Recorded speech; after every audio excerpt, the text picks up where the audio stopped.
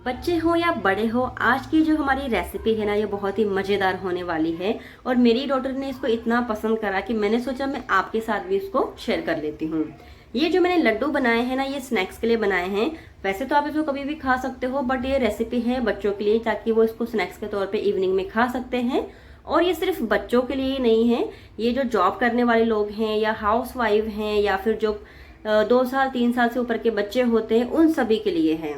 इसमें भर भर के प्रोटीन है, साथ ही फाइबर है और इसमें कैल्शियम आपको मिलेगा। इसे बनाने के लिए हमें सबसे पहले चाहिए होगा फ्लैक्स सीड्स।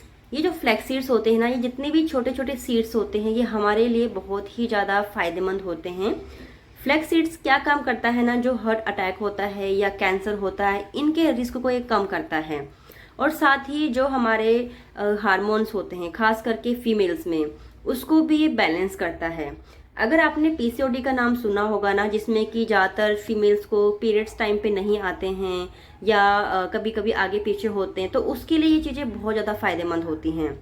इन चीज़ों को हमने अच्छे से रोस्ट करना है।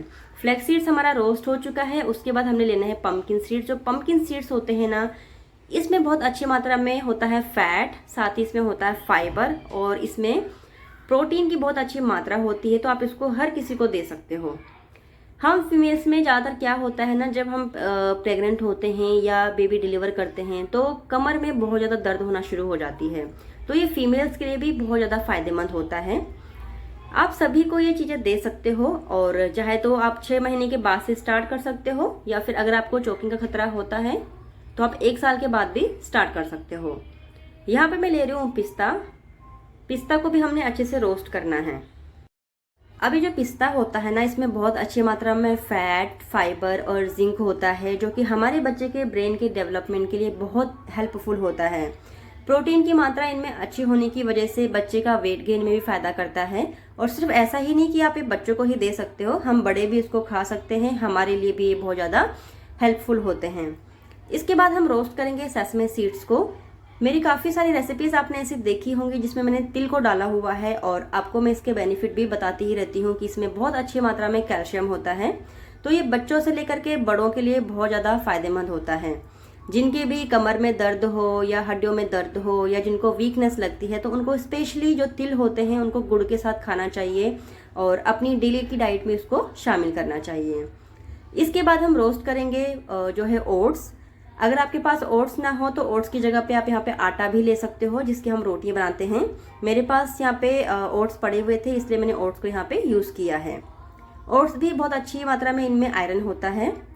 इसके बाद हम यूज़ करेंगे आलमंड्स को और वॉलनट, यानी जो बादाम होते हैं और अखरोट होते हैं। इनमें बहुत अच्छी मात्रा में ओमेगा 3 फैटी एसिड्स होते हैं और फैट होता है, प्रोटीन होता है बादाम में, जो कि अगेन हमारे बच्चे के ब्रेन डेवलपमेंट से लेकर के और उनके हेल्दी ग्रोथ के लिए बहुत ही ज़्यादा हेल्पफुल होते हैं। तो इनको भी हमने अच्छे से रोस्ट करना है और ध्यान रखना है कि कोई भी चीज़ इसमें एक लिमिट से ज़्यादा जले ना, अदरवाइज जो ये लड्डू हमारे होंगे ना, ये कड़वे हो सकते हैं और फिर आप इसको अच्छे से इंजॉय नहीं कर पाओगे। सारी चीज़ों को मैंने अच्छे से यहाँ पे रोस्ट कर दिया है। अब ऐसा भी नहीं है कि जितनी चीज़ें मैंने डाली हो सारी ही आपने डालनी है, एटलीस्ट 2-4 चीज़ें आप यहाँ पे अच्छे से यूज़ कर सकते हो। मीठे के लिए हमने यहाँ पे गुड़ जैगरी नहीं लेना है, मैं ले रही हूँ अंजीर और खजूर। खजूर हमने थोड़ा सा कम ही लेने हैं, क्योंकि वैसे इसमें नेचुरल शुगर होता है, बट फिर भी बच्चों के लिए थोड़ा सा मीठा ज़्यादा हो सकता है। तो आप अंजीर की मात्रा थोड़ी ज़्यादा कर सकते हो और खजूर की मात्रा थोड़ा कम कर सकते हो। खजूर के जो बीज होते हैं अंदर के, उनको मैंने निकाल दिया है। और यहाँ पे ना, जैसे कि आपका जो बच्चा है वो 1 साल या 1 साल से छोटा है, तो आप उसको ग्राइंड कीजिए अच्छे से, जो डेट्स होते हैं और जो अंजीर है। मेरी जो डॉटर है वो 1.5 साल से ऊपर की हो चुकी है और वो बहुत अच्छी भी है, यानी कि खाने के मामले में, तो उसको चोकिंग का कोई खतरा नहीं होता है। इसलिए यहाँ पे मैंने सिर्फ इनको चाकू से ना छोटा छोटा चॉप कर दिया है, और साथ ही यहाँ पे घी मैंने डाला हुआ है। जो घी होता है उसमें होता है सैचुरेटेड फैट, जो कि हमारे बेबीज़ के लिए और सभी के लिए बहुत ज़्यादा फायदेमंद होता है वेट गेन करने के लिए। तो कोई भी फूड अगर आप बच्चे को दे रहे हो तो उसमें घी की मात्रा आप ज़रूर से डालिएगा। अगर आपके पास टाइम ना हो लड्डू बनाने का, तो आप बस इसको ग्राइंड करके और विदाउट घी आपने इसको रखना है स्टोर करके। जब भी आप बच्चे को दाल चावल दे रहे हो या कोई रोटी दे रहे हो या ब्रेड दे रहे हो, तो आपने उस पर स्प्रिट कर देना है, यानी उस पर छिड़क देना है। और ये वैसे भी बच्चों के लिए बहुत ज़्यादा फायदेमंद रहेगा।